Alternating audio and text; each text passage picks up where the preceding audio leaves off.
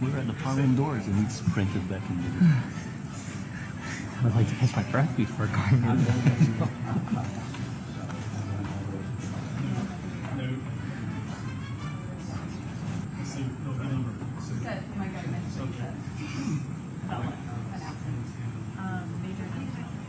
Hey Ashley, it's I got down. Yeah, so we're about to go hit into the button. oval. I don't have a live view. I ran over. Impromptu. Peter, you got me, right? Yep, I got you. No problem. Yeah, he said yeah. Okay.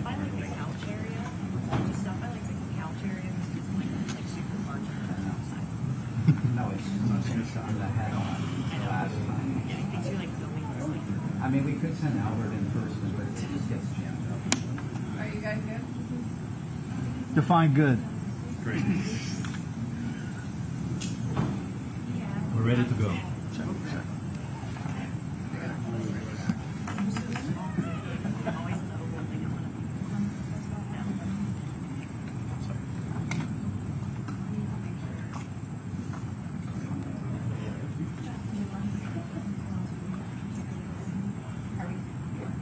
What? Hey, it's Kid again. Thanks for your help.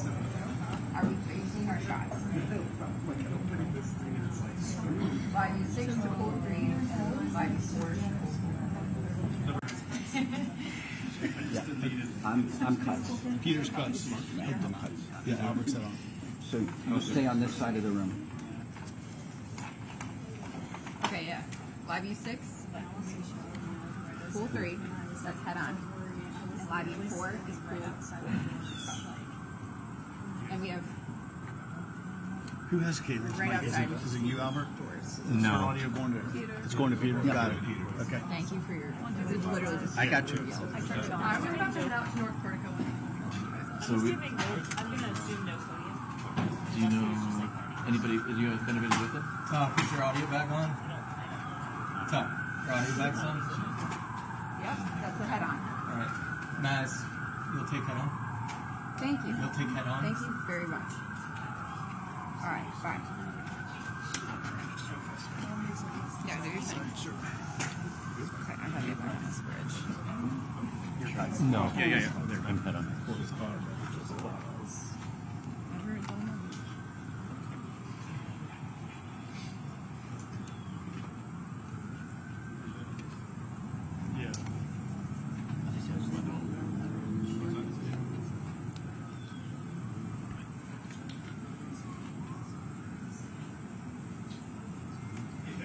Maz.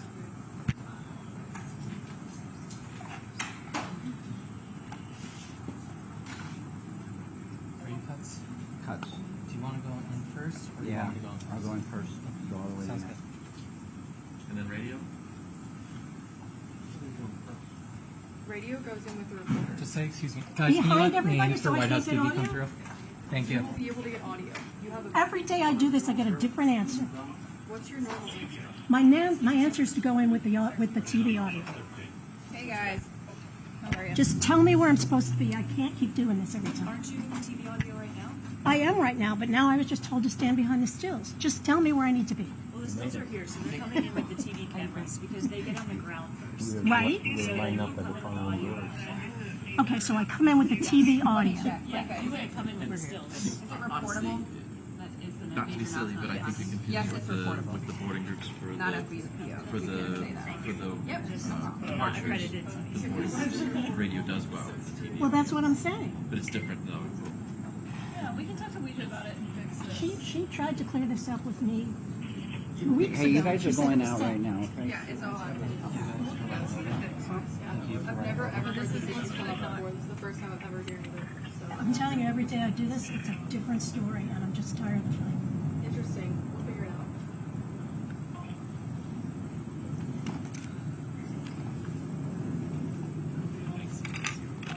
What? It depends. Depends on how far away we We are. got full 3, 4. We're still filming right now, but it is reportable. This is a major announcement.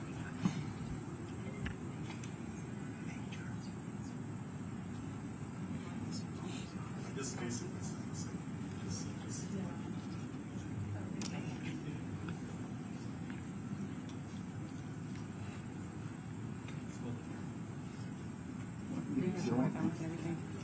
Everything should be set because we're staging the first study. So just balance.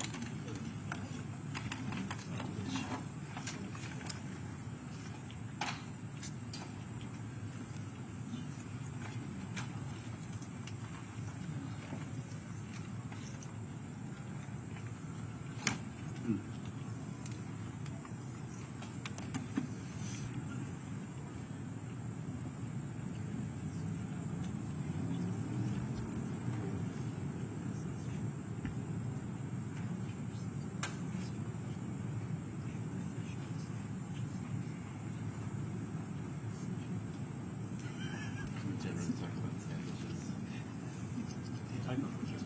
Favorite pranks.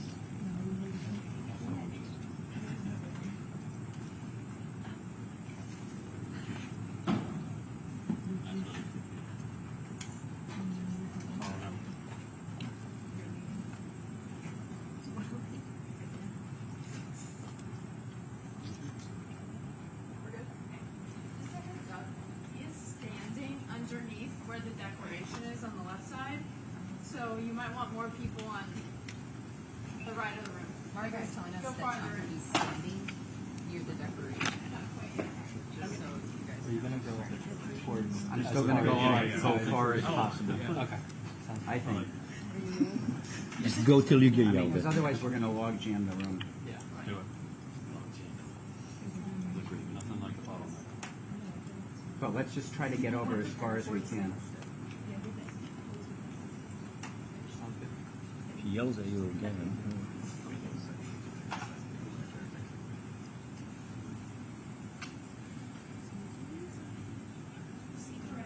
Ready?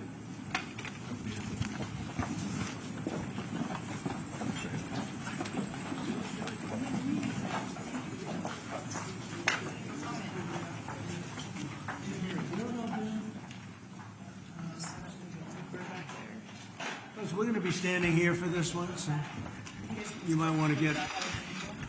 Hello, everybody.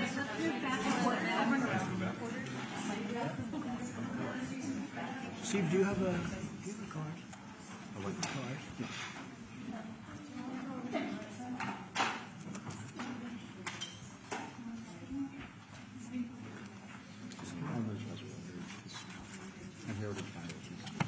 Heritage Foundation.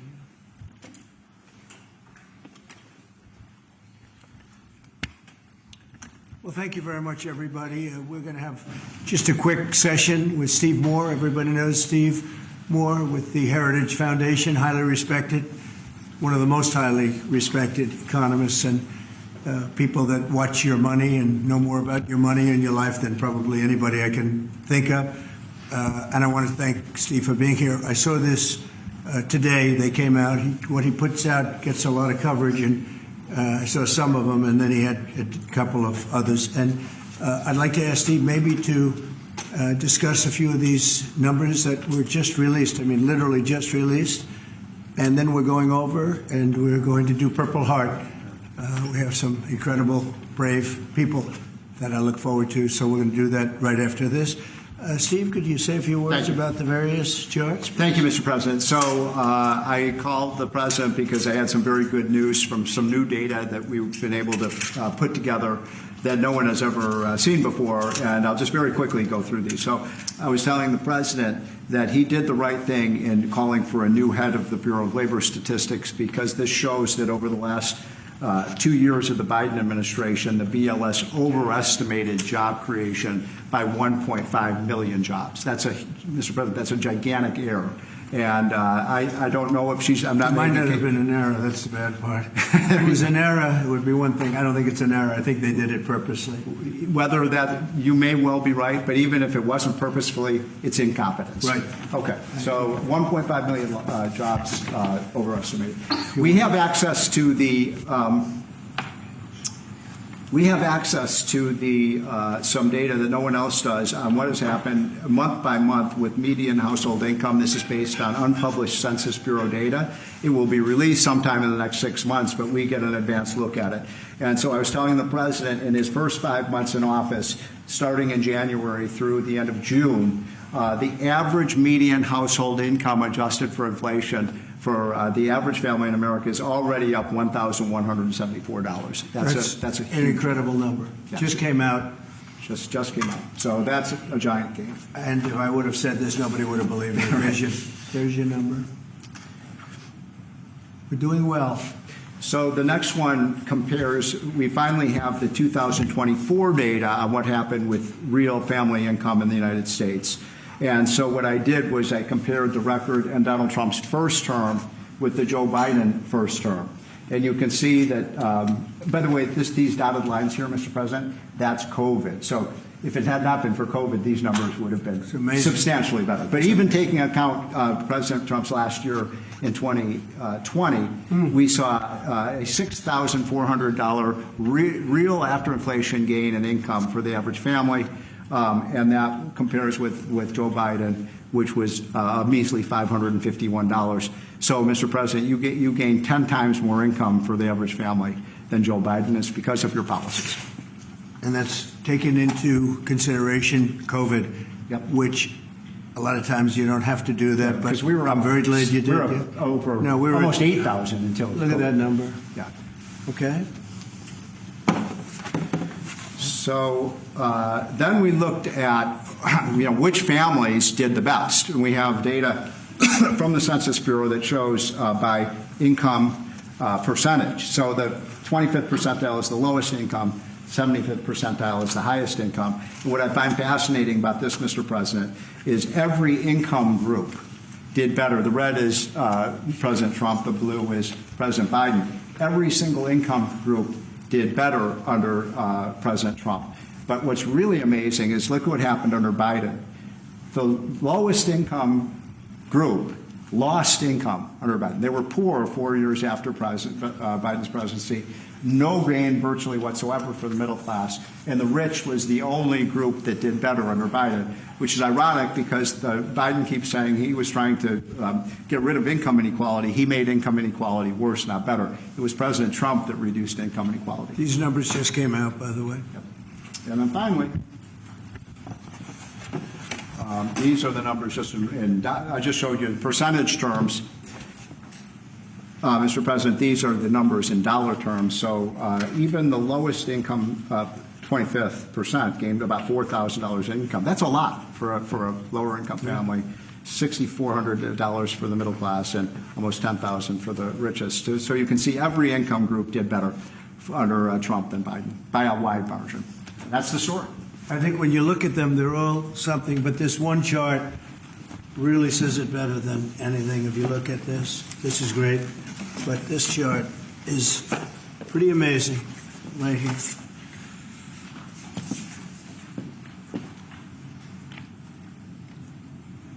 All new numbers.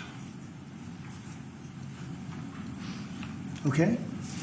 So we're going to go now over to East Room, and we're going to celebrate some very brave people with the Purple Hearts. Yeah, please. Mr. President, just to follow up on the India tariffs, do you expect increased trade negotiations, since you've announced the 50% tariff? No, not until we get it resolved.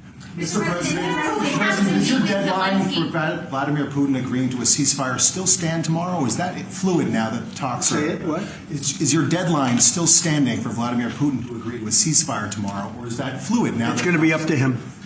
We're going to see what he has to say. It's going to be up to him. Very disappointed, yeah. Do you have to meet with, does Putin have to meet with Zelensky in order and before you and Putin have to meet? Or No. Are you so you're willing to? That's actually important because President Putin said this morning he was pretty dismissive of this idea of meeting with President Who was? Zelensky. President Putin was. I don't know. I didn't hear For you him. to meet with him, he doesn't have to agree to meet with Zelensky. Is that what you're saying? No, he doesn't. No. So when do you think that meeting? They would like to meet with me, and I'll do whatever I can to stop the killing. So last month, they lost 14,000 people killed last month. Every week is 4,000 or 5,000 people. So I don't like long waits. I think it's a shame. And they're mostly soldiers. They're Ukrainian and Russian soldiers, and some people from the cities where, missiles are lobbed in and you'll lose 35, 40 people a night, which is terrible. But no, mostly it's soldiers, and you're talking about, on average, 20,000 a month. 20,000 people are dying a month. Generally young people, soldiers. We're going to, speaking about soldiers, we'll see you over for Purple Rain. Thank you, press. Thank you, press. Thank you, press. Thank you, press. Thank you, press. Thank you, press. Stephen Moore. Thank you, press. Thank you, press. Thank you, press. Thank you, press. Thank you. Keep moving. Thank you. Thank you, press. Thank you, Mr. President. Okay, I just want to make sure this is right.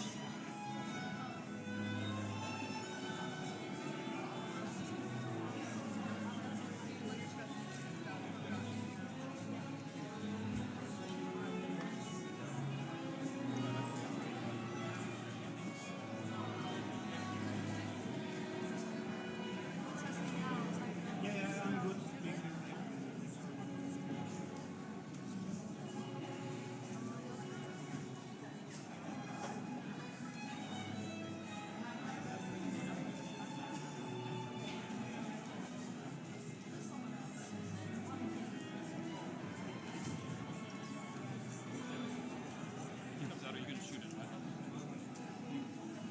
So if you're going to be at this level, you're probably going to go I'm still in the oven. I know. I can do it, whatever. Okay. whatever. Yeah, I was just thinking because I'm going to probably try to do now. You're fine, you're fine.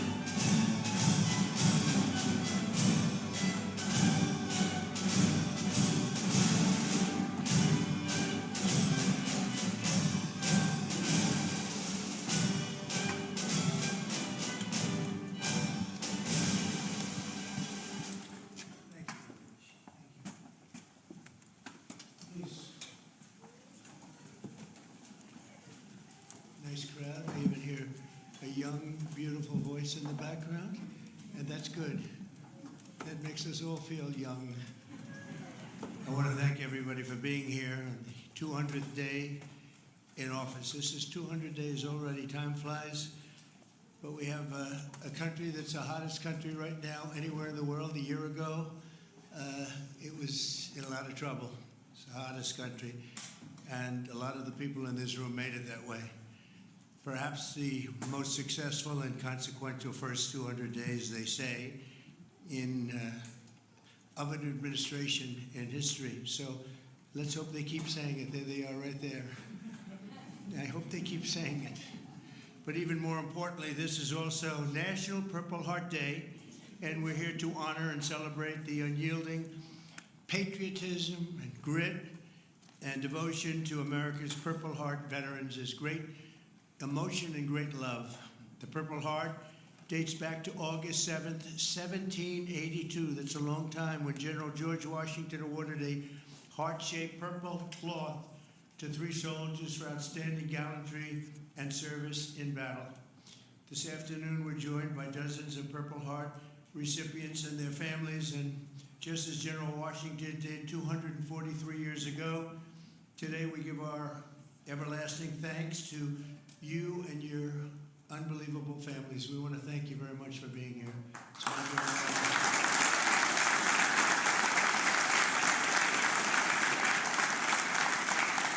We're also joined by American patriots who love our military and our veterans, including Secretary of Defense Pete Hegseth. You're doing a great job, Pete. Thank you.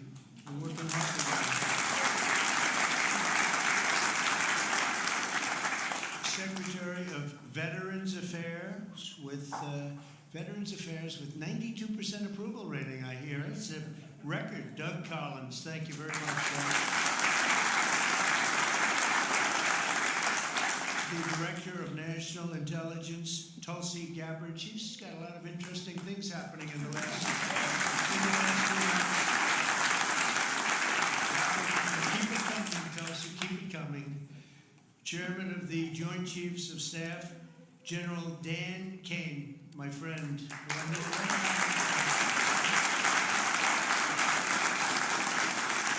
We got rid of ISIS in record time. They said it was going to take 4 to 5 years. He did it in 4 weeks. That's when I said, if I get into this again, I'm going to make him the chairman of the Joint Chiefs, and that's what happened.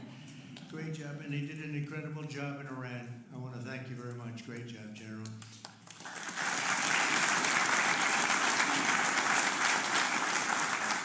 Deputy Secretary of Energy and Purple Heart recipient, James Danley. James, thank you very much, James. Honor recipient, Captain Paris Davis. Thank you. Where are you? Where might he be? Oh, look at you. You're better looking than I am, I'll tell you that. Thank you.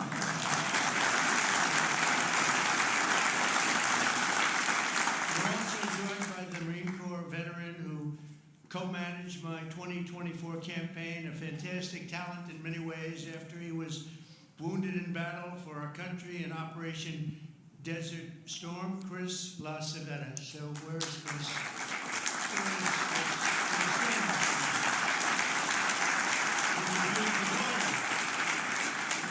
Thank you very much for being with your father. It's very nice. Every Purple Heart tells a story of courage, sacrifice, and purpose. It speaks of a price paid for the soldier beside you, the country behind you, and the generations of Americans yet to come. And we have some great generations to follow. It's going to happen. Those who wear this medal ran into bullets, faced ferocious bombs, and shed their blood on the field of battle. We will never forget what they did. We will always use them as an example of bravery and courage and strength. And we will also always think, when we look at them, of our great American flag. We want our great American flag to be strong, and it's stronger than ever. Since day one, my administration has used every power we have to fight for those who have fought for America. In 6 months, we have reduced the backlog of veterans' waitings, and that waiting list was very long, Doug, wasn't it? for the benefits, and it's 37%. So it's just, is that all you did, Doug? 37? I don't know. Huh? That's incredible, actually. You're getting tremendous marks, and we appreciate it very much. We processed more than 2 million disability benefit claims this fiscal year, on track for the most ever. In fact, not even close. We're slashing wait times at the VA medical centers, and we're bringing back VA choice and VA accountability. As you know, we had it, and then the previous administration, let's go with the Biden administration, they decided to get rid of it. And you know, choice is where if you wait in line for an extended period, or you're not going to see a doctor for a while, you have the right to go out and get a doctor, and we'll pay for it, and you get yourself all fixed up real fast. You don't have to wait 6 weeks, 8 weeks, months like they were doing. And VA accountability, I'm very proud of those. We got them passed. Actually, Doug, you were a member of Congress when we did. You helped us a lot. But we got them passed in the legislature, so they're with us forever. And yet Biden found a way to not use them.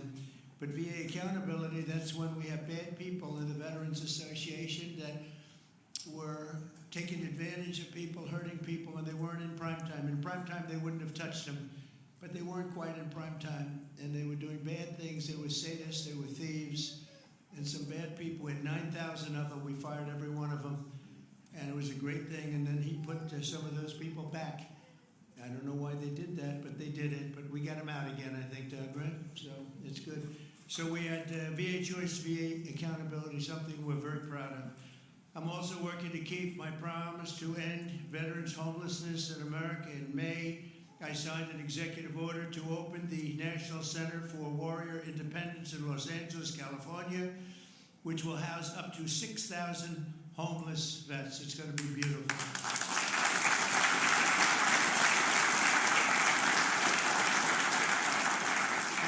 Last week I signed the VA Home Loan Program Reform Act, a big deal, to help ensure no veteran is kicked out of their home for a late payment. If you're a little bit late, don't worry about it. And frankly, if you're a lot late, you don't have to worry about it either. You just get it in when you can.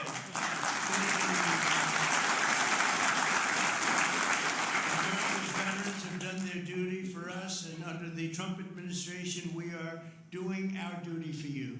Okay? That's the way it's supposed to be. One of our brave soldiers with us today is Army Veteran Specialist Kevin Jensen. In 2008, Specialist Jensen was a gunner in a Humvee racing to support a platoon ambushed by the Taliban in Afghanistan. His vehicle was hit by a roadside bomb, flew 10 feet. He flew 10 feet up into the air and exploded in flames. The whole place was in flames, including, unfortunately, Kevin. But he suffered deep third-degree burns, and all over his body he was in trouble, big trouble. Despite the agony, he selflessly ran to the aid of his platoon leader, who was engulfed, or just absolutely, everyone thought he was gone. He was engulfed in fire. "Sir, I've got you. I've got you, sir," Kevin shouted and pulled his friend to safety. Specialist Jensen earned the Purple Heart, and he's here today with the platoon leader whose life he saved, and our newly sworn-in VA Undersecretary for Medical Affairs, Captain Sam Brown. Kevin and Sam, please stand, and I know Sam very well. Sam,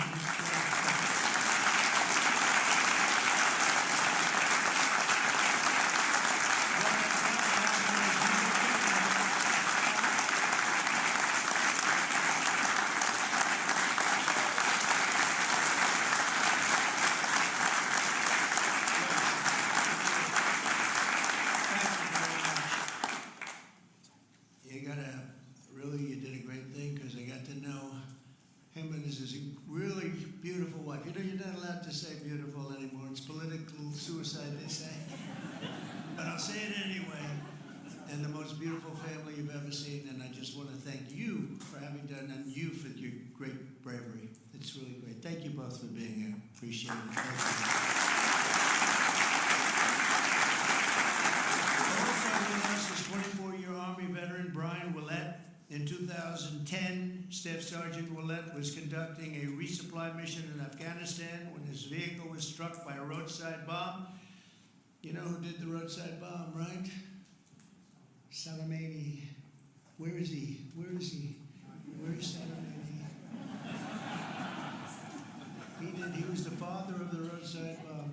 They say 92% of the people who got either killed or badly hurt, it was Salamani. He was the one that did it more than anybody else by far. Leaving this person very seriously injured. 7 months later, Brian's teenage son, Private Kevin Willett, who was also deployed to Afghanistan, was standing guard when insurgent forces attacked with heavy fire. The grenade knocked him out and knocked him right to the ground. He was in big trouble, but Kevin rose to his feet and successfully repulsed the attack on his camp, earning both the Purple Heart and Bronze Star for valor. And I'd like to ask Brian and Kevin to please stand wherever you may be. Hi.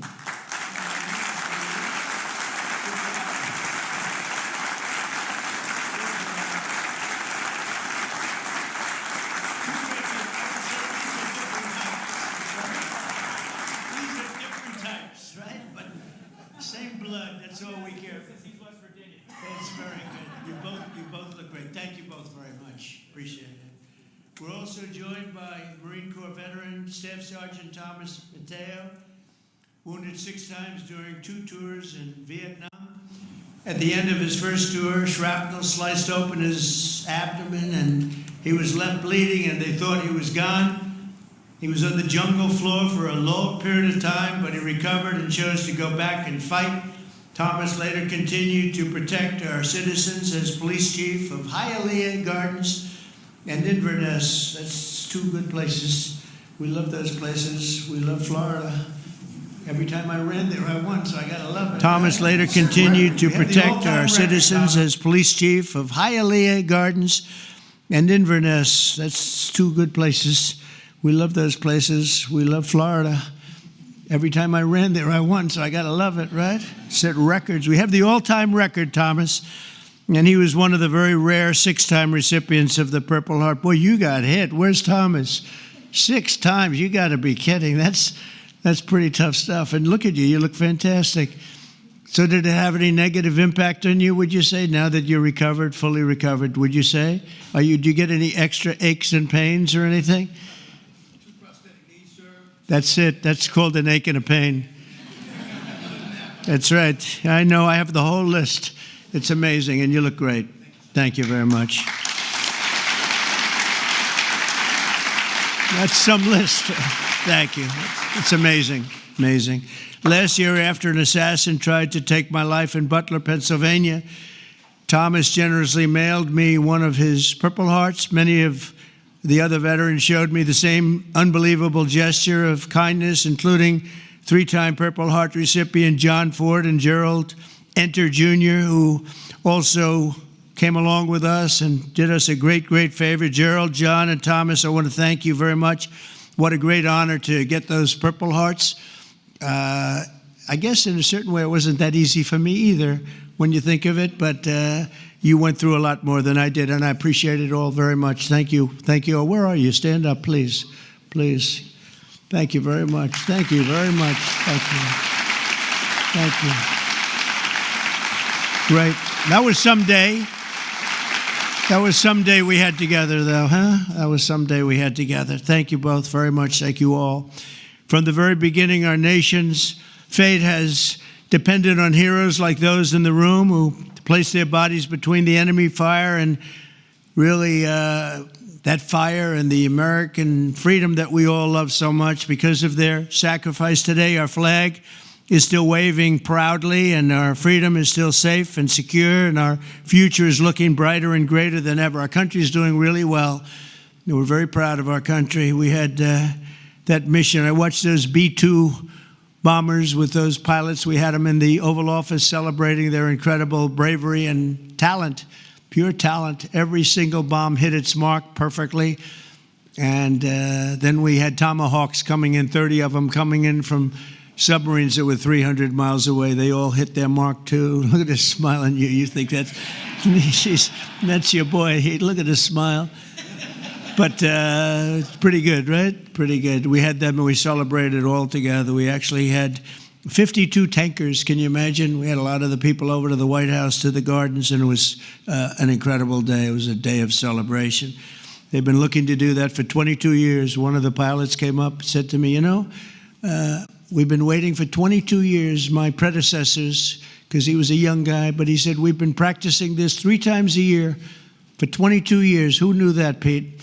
And I said, you mean you knew exactly what to do? He said, every single year, 3 times a year, we'd practice for that specific event. And you were the one that had the guts to do it, send us on our way. And I said, were you happy or unhappy about the fact that I said, he said, we couldn't get into the planes fast enough, right? And he said, well, you guys are different, but they're really talented people and special. We've had some incredible success.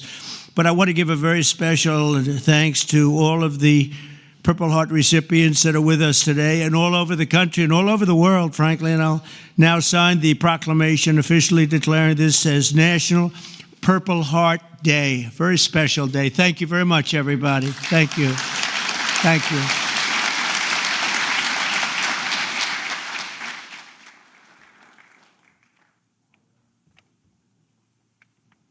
I know who I'm giving this pen to. That guy right there. All right? 6 times.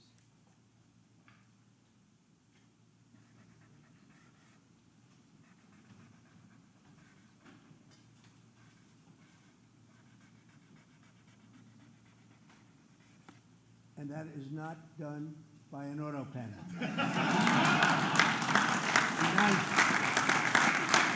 No auto pen, right?